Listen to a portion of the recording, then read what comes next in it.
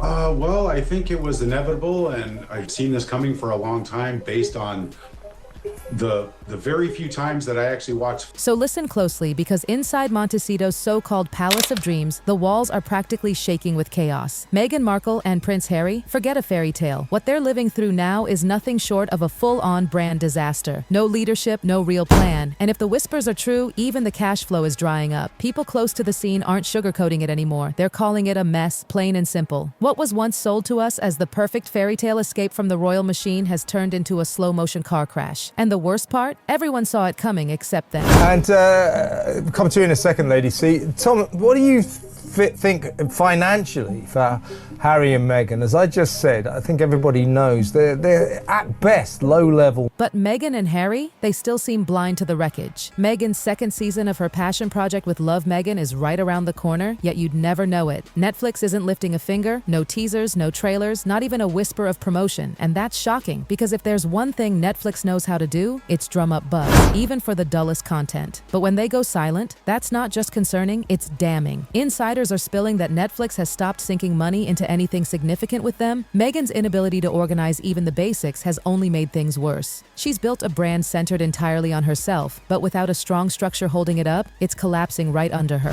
Serious financial problems for them, isn't it? I think the writing is on the wall on this one. I think the world sees this exactly the same. They're living this extravagant life. And here's the kicker. This entire empire, it was always about selling Meghan, her image, her lifestyle, her dream. But what happens when people stop dreaming about you? When admiration turns into eye rolls? Every time Meghan speaks now, she seems to push more people away instead of winning them over. And just when she needed goodwill the most, she decides to launch a lifestyle brand. But how do you sell a dream when your own life is starting to look like a punchline? Remember that Instagram cooking video? The one meant to be sweet and cozy, Gwyneth Paltrow style? Instead, it was stiff, robotic, and painfully awkward. Critics weren't just unimpressed, they were left baffled. Why would anyone buy into this? And the vendors, they're asking the exact same question. People have been relying on this Netflix money. That source of income is going to dramatically dry up very, very soon. The future doesn't look good for them economically, does it? No, it doesn't. Here's where it gets ugly. Vendors are claiming they haven't even been paid. Orders are sitting unfulfilled, refunds aren't happening, and customers are furious. What started as sloppy management has spiraled into a reputation nightmare. And let's be honest, people don't forget when they hand over money and never see a product, especially when the one behind it is a multimillionaire ex-royal preaching empowerment while ghosting customers. And Harry? He's been completely absent through all of this. No promoting, no statements, no support for Meghan's brand. And some insiders say that's no accident. Harry doesn't want his name tied to yet another embarrassment. Busy bigging themselves up in the hope that if they said they were worth X plus Y, Z would pitch in and offer them something commensurate. And get this, Netflix reportedly even wanted them to separate professionally. Meghan positioned as the relatable face with market appeal, but without Harry by her side, she's stumbling. And let's be real, Harry's not cut out for this kind of hustle anyway. Branding, marketing, profits, that's not his world. He was born into palaces, not boardrooms. The idea that Harry could swoop in and save their failing empire? Pure fantasy. And now both the brand and the marriage look like they're in free fall. Sources say the cracks aren't just financial anymore. They're personal and growing wider by the day. Their profits were going to be pegged on what they produced and how well things did. So their payment has never been what people have been making it. The toxicity between Meghan and Harry? Oh, it's not just one-sided. You can't have one stormy personality clashing around and expect the other one to just play peacemaker forever. This isn't balance, it's combustion. And when two people are spiraling at the same time, what happens? They don't rescue each other. They drag one another deeper into the pit. And on top of their messy personal dynamics, the business side is unraveling even faster. Suppliers are refusing to pick up new orders because they still haven't been paid for old ones. And worse, buyers who placed orders months ago, still waiting. No products, no updates, not even a courtesy email, just silence. And some who have private planes. And she has a reputation for trying to cadge lifts. Really? That somehow doesn't surprise me. So Tom, in terms of... That's right. radio silence. And let's be real, when your vendors, your customers, even your own fans start to feel cheated, no amount of celebrity sparkle can hide that mess. Rob Shooter's report on Substack didn't hold back. He flat out said Meghan and Harry's brand is dangling by a fragile thread. And guess what? He's not the only one saying it. Behind the scenes, whispers are growing louder. People are calling their whole operation nothing short of chaos. Vendors unpaid for months, no leadership, no proper team structure, and not a single financial backup plan in sight. It's gotten so bad that people are openly asking whether this is incompetence on steroids, or worse, if it's an actual scam. Either way, it's a disaster of their own making. Harry's horse-based docu-soap Polo, which was, I did watch it, but it's unwatchable, absolute rubbish. That came in, you're going to like this, in the Netflix. And let's not forget, the golden ticket that was supposed to secure Meghan and Harry's post-royal rebirth? Netflix. But honey, that honeymoon is over. When the deal was first signed, headlines went crazy. But Netflix has crunched the numbers, and they don't like what they see. Dwindling viewership, backlash piling up, and drama that just won't quit. Quietly, Netflix has started to back away. Meghan might still be trying to push content, but with no marketing budget and stripped-down support, it's clear Netflix is letting this deal limp along until it dies naturally. They don't even want to deal with the drama of pulling the plug outright. And insiders say, what we see in public? It's actually the sugar-coated version. Behind the curtain, it's even worse. $1 billion a year.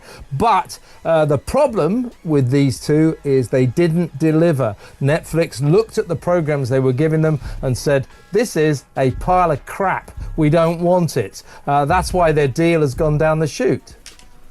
Word is Meghan has been accused of being controlling, dismissive, and totally out of her depth when it comes to running a real business. People who've worked with her say she doesn't listen, ignores advice, and mistakes confidence for competence. In Meghan's world, branding seems to mean shiny packaging and perfect optics. But here's the truth. Polished images don't pay bills. Glossy photos don't deliver products. That kind of game may have gotten her through Hollywood hustling, but in the business world, charisma doesn't cut checks. And now her biggest enemy isn't just the numbers, it's her reputation. And darling, that's the hardest thing to rebuild once it's gone. For years, Meghan has tried to cast herself as the misunderstood underdog, the brave woman speaking truth to power, and at first people bought it. But now, that narrative is running paper thin. From her public fallout with her own family to the endless list of ex-staffers who left in frustration, plus the mountain of PR disasters, sympathy is evaporating fast. Even loyal fans are starting to look twice and wonder, wait, is she really the victim she claims to be? Or is there something darker behind the curtain? Because ambition is one thing, but throwing everyone under the bus on your way up? That's not admirable. It's exhausting. And that right there is the disconnect. Meghan aims for aspirational, but lands somewhere between out of touch and oddly bitter. Just look at that infamous cooking video. Supposed to be charming and cozy, but instead it was stiff, joyless, and painfully forced. There was no spark, no warmth, nothing real. It didn't sell food, it didn't sell lifestyle, it didn't even sell curiosity. It sold awkwardness. Meghan's rise was built on image, not substance. And now that the illusion is cracking, what's left?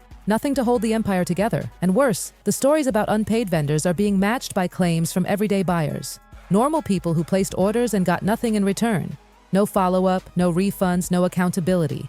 That's not just sloppy, that's dangerous. And now the whispers aren't just about incompetence, they're about fraud. Fraud. That's enough to sink any brand, even one backed by a former royal. And while Meghan's brand is sliding toward chaos, Harry's not exactly stepping up to save the day either. In fact, his attempts to stay relevant are starting to look desperate, even staged. Take that so-called private letter he wrote as a tribute to Prince Philip. Supposedly heartfelt, right? But somehow, surprise, surprise, it found its way into the hands of the media. If it was truly private, why did it leak at all? The timing was no accident either. It just happened to surface right as Meghan's series was gasping for attention. Coincidence? Please.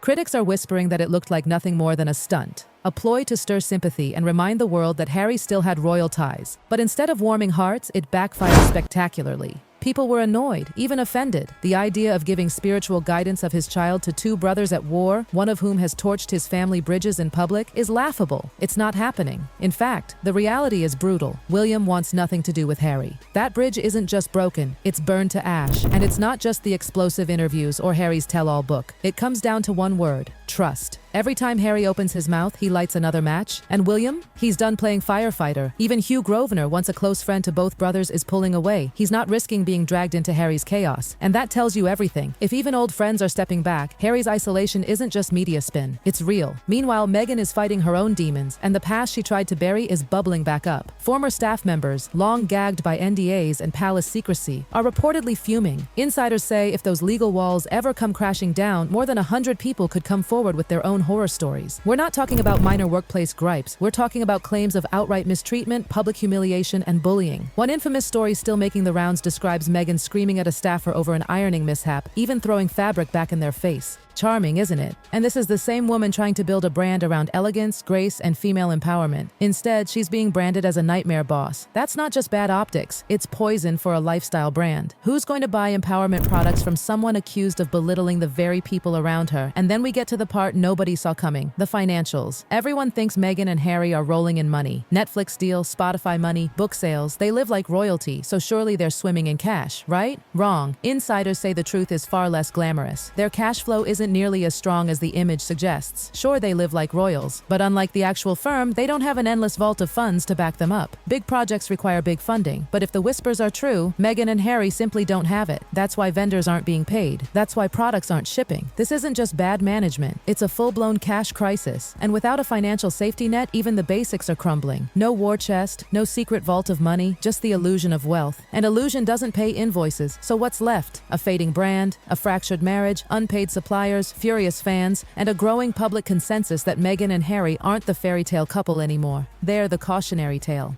And unless something miraculous happens, the final chapter of this saga is writing itself. Not as a comeback, not as redemption, but as a public collapse playing out in real time.